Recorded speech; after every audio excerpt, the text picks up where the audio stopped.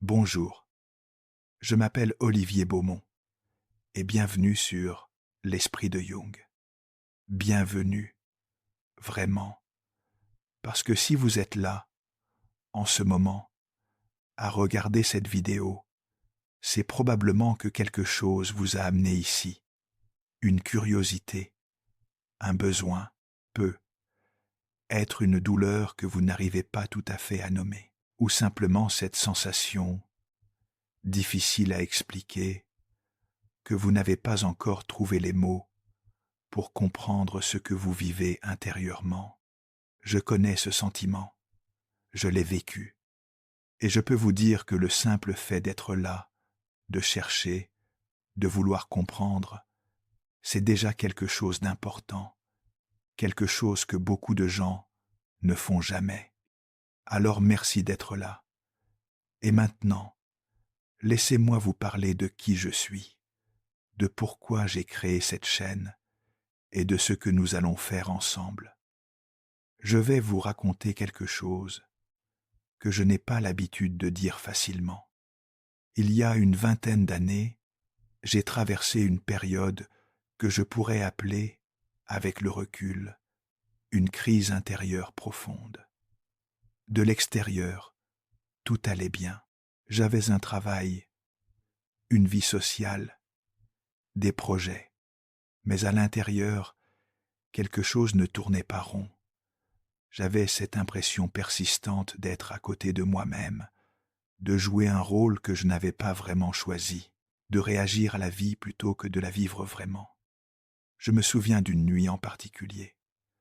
Je n'arrivais pas à dormir, et je me suis retrouvé à feuilleter un vieux livre que quelqu'un m'avait offert des années auparavant et que je n'avais jamais ouvert. Ma vie, souvenirs, rêves et pensées, l'autobiographie de Carl Gustav Jung. J'ai commencé à lire, et je n'ai pas pu m'arrêter. Ce que Jung décrivait dans ces pages, cette exploration de l'inconscient, cette cartographie de l'âme humaine, cette façon de voir la psyché, non pas comme un problème à résoudre, mais comme un mystère à habiter. C'était comme si quelqu'un décrivait pour la première fois quelque chose que je ressentais depuis toujours, sans jamais avoir eu les mots pour le dire. Ce livre a changé quelque chose en moi, pas du jour au lendemain, pas comme une révélation soudaine, mais lentement, profondément, comme change quelque chose qu'on ne peut plus défaire. Depuis ce jour, je n'ai jamais arrêté de lire Jung. Et pas seulement Jung, Freud, Adler, Fromm, Frankel, Maslow, Alice Miller, Winnicott. J'ai passé des années à me plonger dans ces œuvres, à les relire, à les annoter, à les discuter avec des amis, à les confronter à ma propre expérience de vie. Et ce que j'ai découvert, au fil de toutes ces lectures et de toutes ces réflexions, c'est quelque chose qui me semble aujourd'hui d'une évidence totale. Ces idées sont parmi les plus importantes qu'un être humain puisse rencontrer, parce qu'elles parlent de lui, de ses profondeurs, de ses contradictions, de ses blessures et de ses ressources, de ce qui l'empêche d'être libre et de ce qui peut le libérer. Et pourtant, ces idées restent largement inconnues du grand public. Elles sont enfermées dans des livres académiques, dans des colloques de spécialistes, dans des cabinets de psychanalyse. Et ça me semblait dommage, profondément dommage. C'est là qu'est née l'idée de l'esprit de Jung. Ce canal, je l'ai créé avec une mission précise, rendre accessibles les grandes idées de la psychologie profonde à des gens comme vous et moi.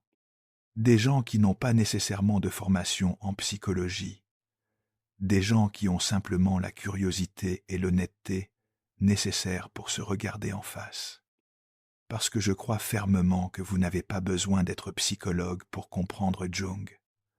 Vous n'avez pas besoin de diplôme pour explorer votre propre inconscient. Vous avez besoin de quelque chose de bien plus rare et bien plus précieux, la volonté de vous connaître vraiment. Et si vous regardez cette vidéo, je pense que vous l'avez. Alors parlons du contenu. Qu'est-ce que vous allez trouver concrètement sur cette chaîne?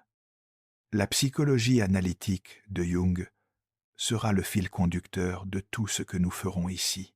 Et je veux vous expliquer pourquoi je lui accorde une place si centrale. Pas parce que Jung était parfait, pas parce que sa théorie est infaillible, mais parce qu'il a posé des questions que personne avant lui n'avait posées avec autant de profondeur et d'audace. Jung a introduit le concept d'inconscient collectif, l'idée que sous notre inconscient personnel, nos souvenirs refoulés, nos traumatismes, nos désirs cachés, il existe une couche encore plus profonde, partagée par l'humanité entière. Un réservoir d'images, de symboles, de figures universelles que Jung appelait les archétypes. Je me souviens de la première fois que j'ai vraiment compris ce concept. Je lisais un mythe grec ancien et j'ai réalisé soudainement que je reconnaissais dans ce mythe des patterns que j'avais vécus dans ma propre vie, des schémas relationnels, des tensions, des figures qui se répétaient, comme si la même histoire avait été jouée et rejouée par des milliers de générations avant moi. Ce moment de reconnaissance, ce frisson de comprendre que vous faites partie de quelque chose de bien plus grand que votre petite histoire personnelle, c'est quelque chose que je veux vous faire vivre à vous aussi. Nous parlerons du héros, de la grande mère, du vieux sage, de l'enfant divin. Ces archétypes qui vivent dans nos contes, nos mythes, nos religions, nos films, et surtout, qui vivent en vous. Nous parlerons aussi de l'ombre. Et ça, c'est un concept qui me tient particulièrement à cœur, parce que c'est celui qui m'a le plus bousculé personnellement.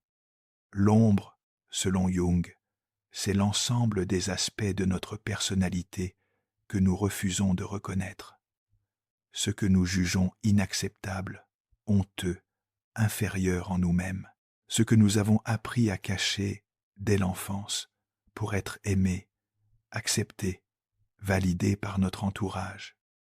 Je vais vous donner un exemple qui me concerne directement. Pendant longtemps, j'ai eu beaucoup de mal avec la colère. Je me considérais comme quelqu'un de calme, de posé, de raisonnable. La colère, c'était pour les autres. Moi, je gérais mes émotions. J'étais au-dessus de ça. Et puis un jour, dans une situation apparemment anodine, j'ai eu une réaction totalement disproportionnée. Une explosion qui m'a surpris moi-même, autant que les gens autour de moi. Et j'ai compris, grâce à Jung, ce qui s'était passé. Tout ce que je refusais de reconnaître comme colère en moi n'avait pas disparu. Il s'était accumulé dans l'ombre et il cherchait une sortie. L'ombre ne disparaît pas quand on l'ignore. Elle grossit et elle finit toujours par se manifester d'une façon ou d'une autre. Travailler avec son ombre, apprendre à la regarder, à la reconnaître, à l'intégrer, c'est selon moi l'un des travaux les plus libérateurs qu'un être humain puisse entreprendre. Et c'est quelque chose dont nous allons parler longuement sur cette chaîne. Nous parlerons aussi de l'individuation, ce mot un peu technique pour désigner quelque chose de profondément humain, le processus par lequel on devient vraiment soi-même. Pas la version de soi que nos parents ont façonnée, pas la version que notre culture impose, pas la version qui cherche l'approbation des autres, mais le soi profond, authentique, entier, ce que Jung considérait comme le véritable centre de la psyché. Ce chemin vers le soi, Jung l'a lui-même parcouru, et il a documenté cette exploration intérieure dans ce qu'il appelait le Livre rouge, un journal extraordinaire, illustré de ses propres mains, dans lequel il a consigné ses rêves, ses visions, ses dialogues avec les figures de son inconscient.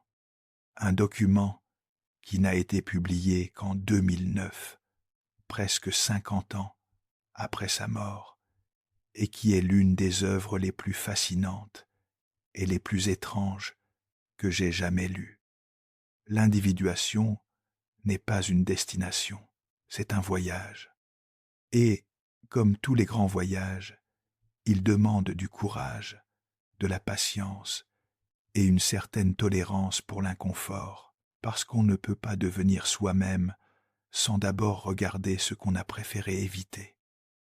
Outre Jung, nous explorerons d'autres grands penseurs qui ont enrichi notre compréhension de l'âme humaine.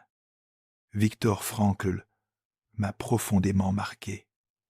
Cet homme a perdu sa femme, ses parents, son frère, dans les camps nazis. Il a tout perdu. Et dans cet enfer absolu, il a fait une découverte qui a changé la psychiatrie pour toujours.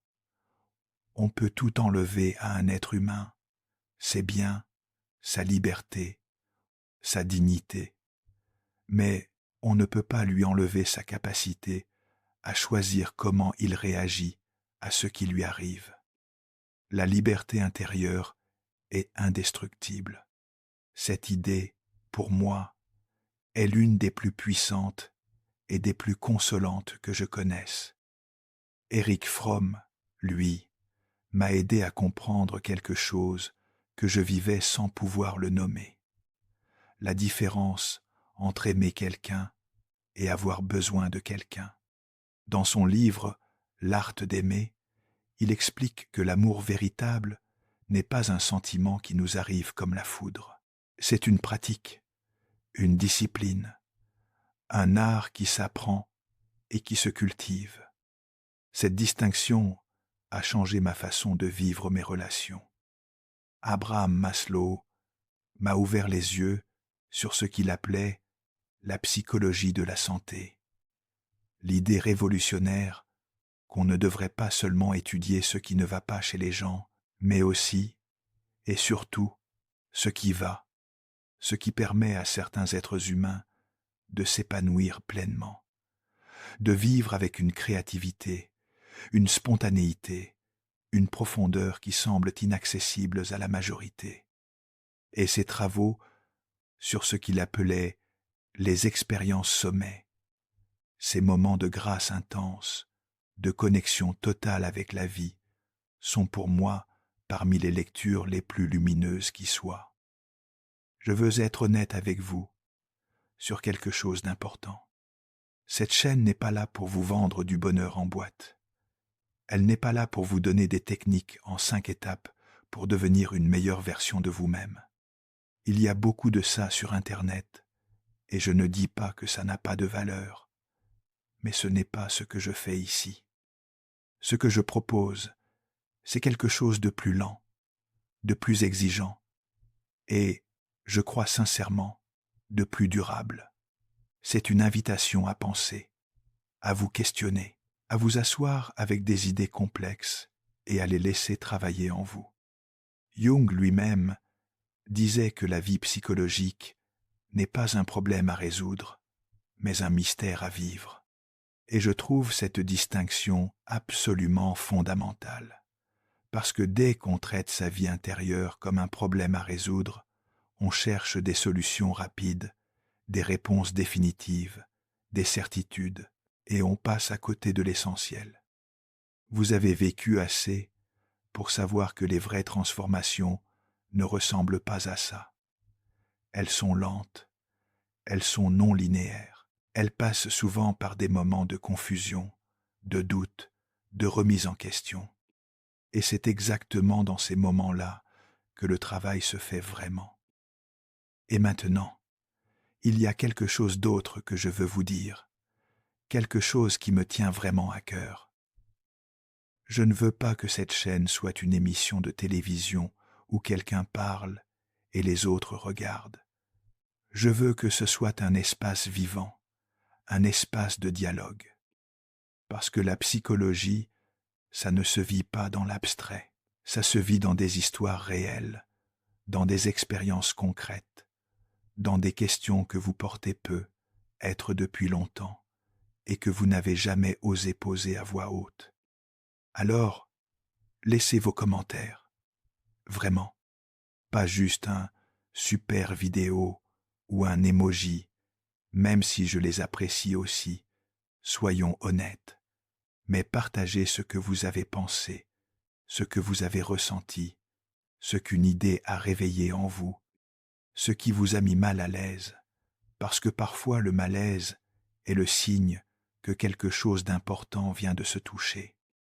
Posez vos questions. Si un concept vous semble obscur, dites-le. Si vous avez vécu quelque chose qui résonne avec ce dont je parle, partagez-le. Votre expérience a de la valeur, non seulement pour vous, mais pour les autres personnes qui regardent ces vidéos et qui, peut-être, vivent quelque chose de similaire sans le savoir. Certaines de mes meilleures réflexions sont nées de questions posées par des personnes dans les commentaires. Des questions simples, directes, qui ont ouvert des portes que je n'aurais pas pensé à ouvrir moi-même. C'est ça, la vraie valeur d'une communauté. Et si vous avez des sujets que vous aimeriez que j'explore, un concept de Jung, un thème psychologique, une question existentielle qui vous travaille, dites-le moi. Cette chaîne se construit aussi avec vous. Je voudrais terminer cette introduction avec une pensée qui, pour moi, résume tout ce que l'esprit de Jung veut être. Jung disait: la rencontre avec soi-même est une des expériences les plus déplaisantes auxquelles on puisse échapper, mais que personne ne peut indéfiniment éviter. J'aime cette phrase parce qu'elle est honnête. Elle ne promet pas que se connaître soi-même est agréable. Elle reconnaît que c'est difficile, que c'est parfois douloureux, que notre premier réflexe est souvent de fuir plutôt que de regarder. Mais elle dit aussi quelque chose d'essentiel. On ne peut pas fuir indéfiniment. Tôt ou tard, et souvent à un moment de la vie où on s'y attend le moins, la vie nous force à nous rencontrer nous-mêmes, par une perte, par une rupture, par une maladie, par une transition, par ce sentiment étrange, au milieu d'une vie apparemment réussie, que quelque chose d'essentiel manque encore. Ce canal est fait pour ces moments-là, et pour tout ce qui vient avant, pour que vous n'ayez pas besoin d'attendre une crise pour commencer à vous comprendre. Nous vivons dans un monde qui glorifie la vitesse, la performance, l'image. Un monde qui nous dit constamment de regarder à l'extérieur, ce que les autres font, ce que les autres pensent, ce que les autres possèdent. Et pendant ce temps, la vie intérieure, cette vie qui est pourtant la seule qui soit vraiment la vôtre, reste dans l'obscurité. L'esprit de Jung est une invitation à rallumer cette lumière intérieure, pas pour vous couper du monde, pas pour vous replier sur vous-même, mais pour vous ancrer, pour traverser ce monde avec plus de clarté, plus de profondeur, plus de sens, et surtout avec une connaissance de vous-même qui rende votre vie non seulement plus compréhensible, mais plus vivable, plus vraie. Voilà, c'est qui je suis. C'est pourquoi l'esprit de Jung existe. Et c'est ce que je vous propose de construire ensemble, vidéo après vidéo, réflexion après réflexion. Si tout cela vous parle, abonnez-vous, activez la cloche pour ne manquer aucune vidéo. Et surtout, commencez à explorer les contenus déjà disponibles sur la chaîne. Chaque vidéo est une porte. À vous de choisir laquelle vous voulez ouvrir en premier. Et n'oubliez pas, laissez un commentaire. Dites-moi qui vous êtes, ce qui vous a amené ici, ce que vous cherchez. Je vous lis. Et cette chaîne grandit grâce à vous. À très bientôt.